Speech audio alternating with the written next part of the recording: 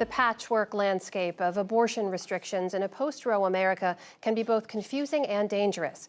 This is true even for some lawmakers, one of whom took to the floor of the Arizona State Senate to describe her own recent experience with a non-viable pregnancy. After numerous ultrasounds and blood draws, we have determined that my pregnancy is once again not progressing and is not viable. And once again, I have scheduled an appointment to terminate my pregnancy. I don't think people should have to justify their abortions, but I'm choosing to talk about why I made this decision because I want us to be able to have meaningful conversations about the reality of how the work that we do in this body impacts people in the real world. Eva Birch is the Democratic whip of the Arizona State Senate, and she joins me now. Senator Birch, thank you so much for joining us. And let me just begin by saying how very sorry we are for your loss. Thank you so much for having me, and I appreciate the sentiment. It's obviously an unfortunate thing to happen, but I'm so glad that I have the opportunity to turn this sad moment into something that's powerful and meaningful and has the opportunity to affect change. Well, tell me a little bit about your decision to share that decision publicly. How easy was it to decide to speak out on this floor like that? Well, of course, it's a complicated decision, but I don't know that it was a difficult decision. I started going through this process, and as I was having my initial consultation, where you kind of have to have this counseling in Arizona, it became really clear to me that I was being told who I was in that counseling meeting, and that my provider didn't want to say the things that they said. And I felt a strong sense of responsibility to take ownership of that back and to tell people who I was instead of the other way around. I knew I had an opportunity to do that. I know that there is this stigma about who the abortion patient is, and the way that I was being treated was unacceptable to me, and I had to speak out about it. Tell me a little bit about what the reaction has been like from your fellow lawmakers, many of whom may disagree with you on this issue.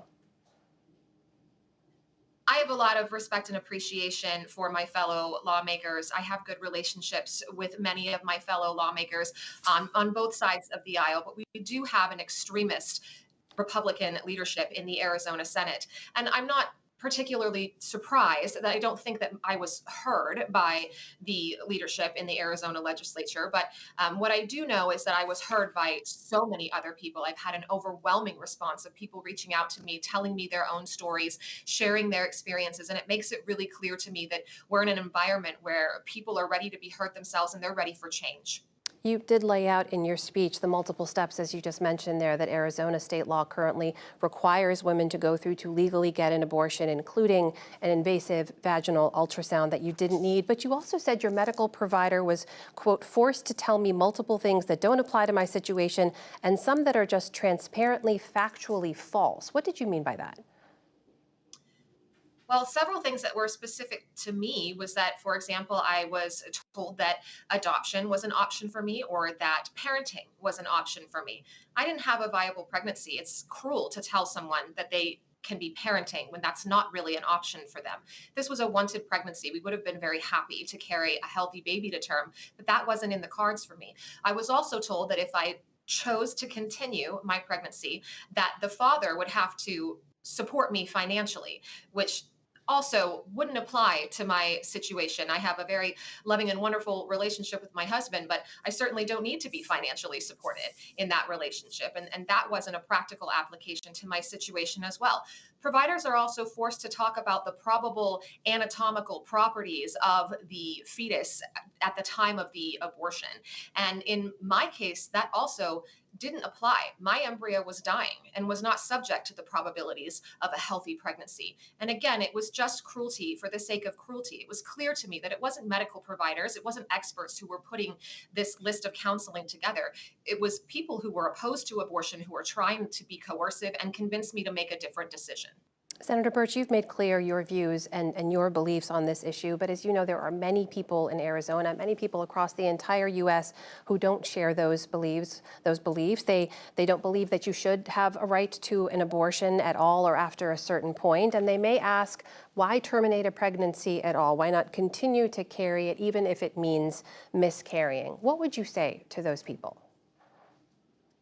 Well, I would say that those people should not have an abortion if they feel comfortable and if they would want to carry to term themselves. But I would say that people don't have to feel obligated to explain their stories and to explain their situations to others to gain their approval in order to have autonomy over their decision making and over their health care. Now, are there reasons other than a medical necessity or other than a non viable pregnancy that people get abortions that can make other people uncomfortable?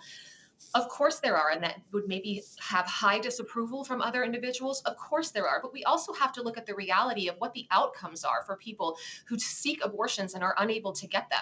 And there are real serious consequences there as well that should be considered. These patients are more likely to be the victims of domestic violence. They're more likely to be evicted. They're more likely to not be able to afford basic needs for their homes. Their living children are less likely to be developing normally. They're more likely to have developmental delays. There are so many consequences that can happen when someone is unable to make a decision for themselves. And I think that we have to allow people to make those decisions because it usually is the right decision for them. The vast majority of patients feel good and confident about the decision that they made. And I think that we have to allow them to do that. That is Democratic Arizona State Senator Eva Birch joining us tonight. Ms. Birch, thank you so much for your time.